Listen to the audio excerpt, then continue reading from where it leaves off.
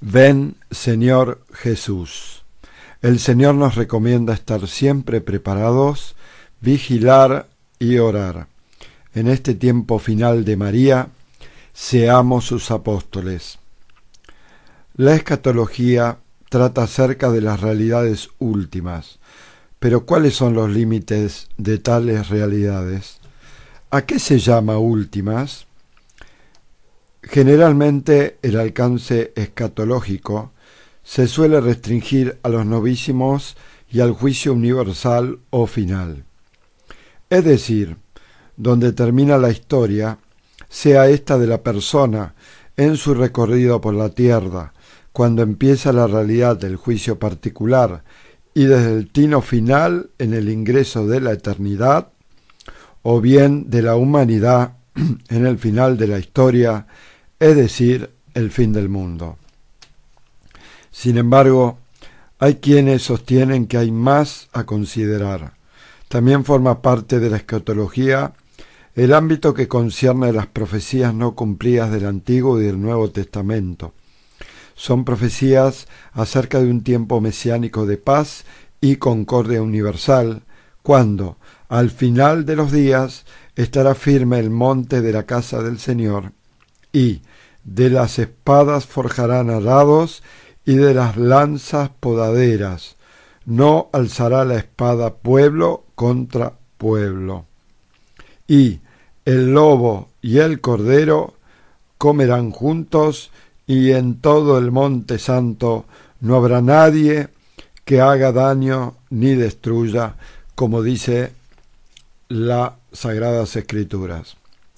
Es decir, un tiempo de justicia y de paz verdaderas, consolidadas, un tiempo donde la paz y la justicia que vienen de la cruz de Cristo impregnarán la creación. Se trata de un tiempo, no de la eternidad, y que Dios anunció por boca de sus profetas.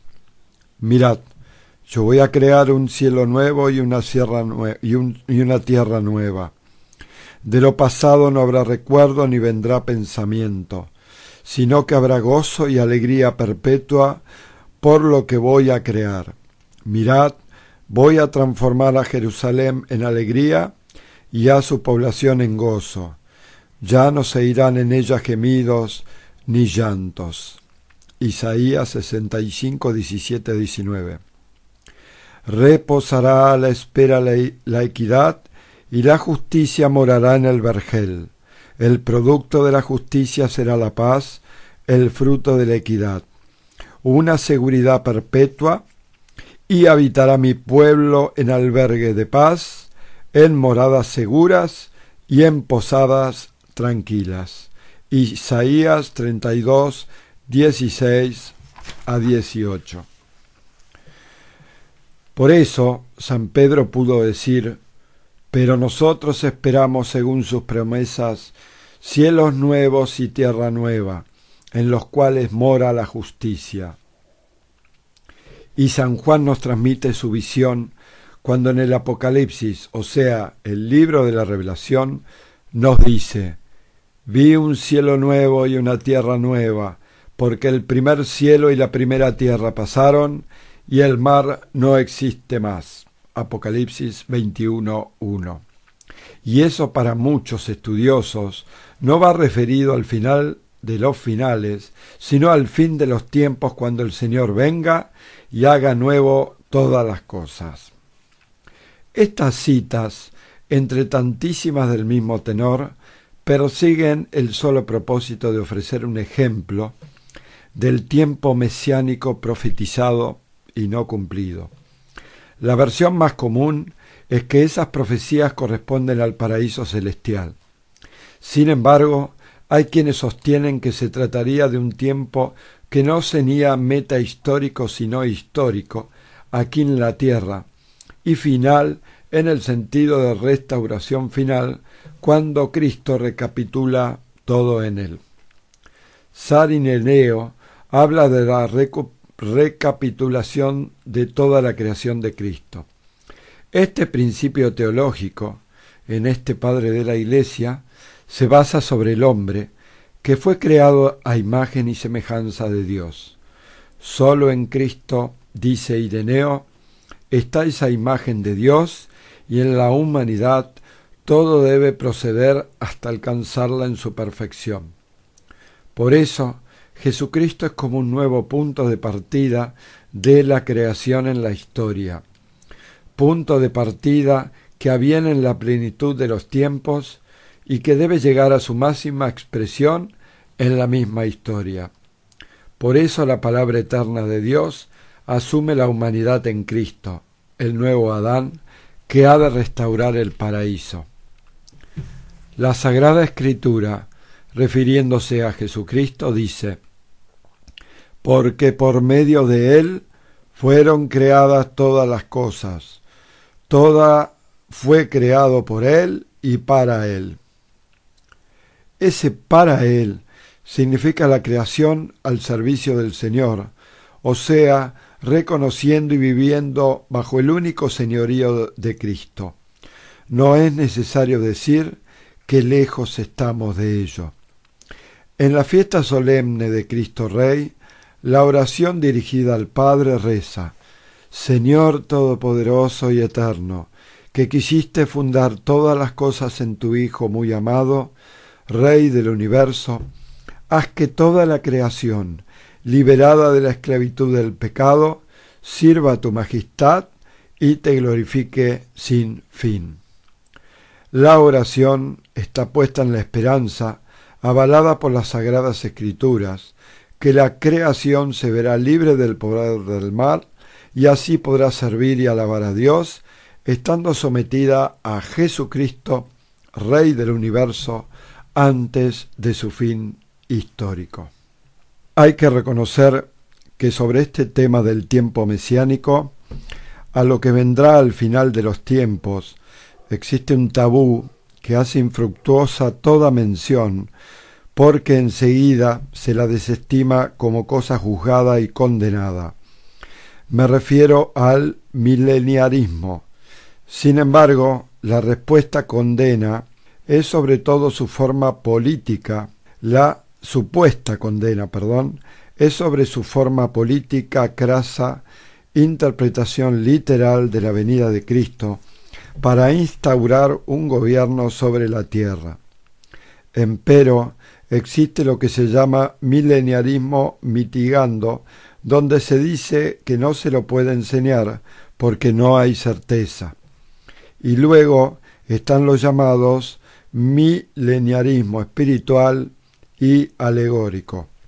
Por tanto, la cuestión no se cierra ahí, sin más, impidiendo toda especulación teológica, sino que queda abierta. Se entiende que es cuestión abierta el estudio, no la fantasía, porque si no, como se aduce, ¿qué sentido tendrían todas aquellas profecías si todo ocurre cuando este mundo termina? Además, ¿cómo podrían interpretarse de otro modo? Solo si al final de los tiempos fuera lo mismo que el fin del mundo, pero no lo es.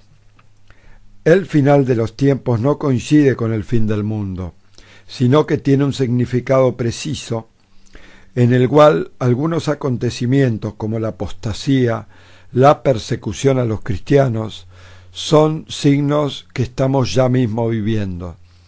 El fin de los tiempos es el del juicio a las naciones, el del anticristo y el abominio de la abominación de la desolación, el de la iluminación de Israel, el de la gran tribulación y purificación, que desemboca en un tiempo de absoluta novedad, de transformación de alcance cósmico, o sea, en la tierra y en todo lo creado, donde Cristo es en todo, en todos.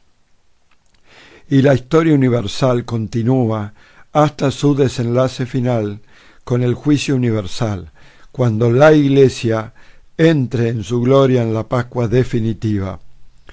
Por eso se explica también la respuesta sencilla de aquella niña, Conchita, vidente de Garabandal, cuando aclara a su madre Aniceta que después de los 3 papas que seguirían a Juan XXIII, no vendría el fin del mundo, sino el fin de los tiempos. La misma Virgen le había dicho que el fin de los tiempos no era el fin del mundo. Pues según Garabandal, ya estamos en ese final de los tiempos, porque el tercer Papa es Benedicto XVI. Esto indica que entramos en la etapa final de persecución y de purificación, algo que por lo que estamos viendo no es descabellado, sino la pura realidad. Queridos oyentes, en este punto quiero aclararles que nunca la Virgen dijo en Garabandal que no iba a haber más papas. La Virgen dijo que después de Benedicto XVI, sin nombrarlo por supuesto, iba a ser el último, usó un término matemático, y que después venía el fin de los tiempos, que eso no significa de que iba a ser el último papa, sino que es el último papa previo al fin de los tiempos. Seguimos con este relato. Saberlo, reconocer los signos de los tiempos, es una exigencia que no nos debe atemorizar si estamos con Dios y por ello mismo. Él con nosotros, sino más bien, en razón de estas mismas razones escatológicas, debemos convertirnos diariamente a Dios y alzar la mirada con esperanza, porque Cristo vendrá, porque el reino se establecerá sobre la tierra, reino que intuimos, solo eso, intuimos, se manifestará por medio de la presencia de la Eucaristía de un modo que ahora está totalmente oculto. Porque si bien hay una presencia real, viva, total, substancial de Cristo en la Eucaristía, ella no es para nada evidente. No solo la fe descubre los velos eucarísticos para encontrar a Dios Todopoderoso que nos ama. Y si bien el reino de los cielos está ya aquí, porque está ya en quienes viven en Cristo y Cristo en ellos, todavía no se ha extendido hasta abarcarlo absolutamente todo. Es esa dualidad tensional del ya, pero no todavía. Por eso, también, en un cierto modo, estamos desde la encarnación de Dios en el Hijo, en el final mesiánico, cuando se alcanzó la plenitud de los tiempos, pero igualmente no hemos llegado al cumplimiento definitivo en razón de la oposición de las fuerzas del mal a las que se suma la rebelde autonomía del hombre hacia Dios. Este es el momento histórico en el que entraríamos en el final de los tiempos, caracterizado por grandes acontecimientos de todo tipo y por la purificación hasta el triunfo del Inmaculado Corazón de María sobre el mal, exaltada como la mujer que derrota a Satanás y rescata a sus hijos de las garras del infierno. La victoria ya había sido ganada por Jesucristo en la cruz, y de esa victoria participó de un modo oculto para los hombres, pero no para Dios, la Madre del Señor. Su triunfo en estas sus batallas finales es, en cierto modo, un nuevo triunfo de Cristo, que será reconocido universalmente como Rey y Señor cuando Él sea todo en todos. Vuelvo a repetir esto porque es muy, pero muy importante. La victoria ya había sido ganada por Jesucristo en la cruz, y de esa victoria participó de un modo oculto para los hombres, pero no para Dios, la Madre del Señor. Su triunfo en estas sus batallas finales es, en cierto modo, un nuevo triunfo de Cristo, que será reconocido universalmente como Rey y Señor cuando Él sea todo en todos. De todo esto se desprende que no debemos ser espectadores pasivos mientras se desarrolla el drama de nuestra salvación, sino actores comprometidos que sería y serenamente siguen un camino de conversión, confiando siempre en la misericordia de Dios y en la maternidad de María, y cooperan activamente con sus eucaristías, penitencias, oraciones, adoraciones, reparaciones, dolores a ese triunfo que es el de la salvación de las almas. La Santísima Virgen nos llama a ser sus apóstoles, aquellos apóstoles profetizados por San Luis María Griñón de Montfort de los últimos tiempos, hijos que siguen a la Madre y se ofrecen generosamente para que aquellos que estén lejos de Dios conozcan su amor y se acerquen al Salvador. Y no olvidemos además de recuperar la atención escatológica perdida, porque ella no hace solo a la fe, sino fundamentalmente a la esperanza. Entonces, clamemos al cielo con voz renovada: ven, Señor Jesús, Maranatha. Padre Justo Antonio Lofeudo, ven, Señor Jesús.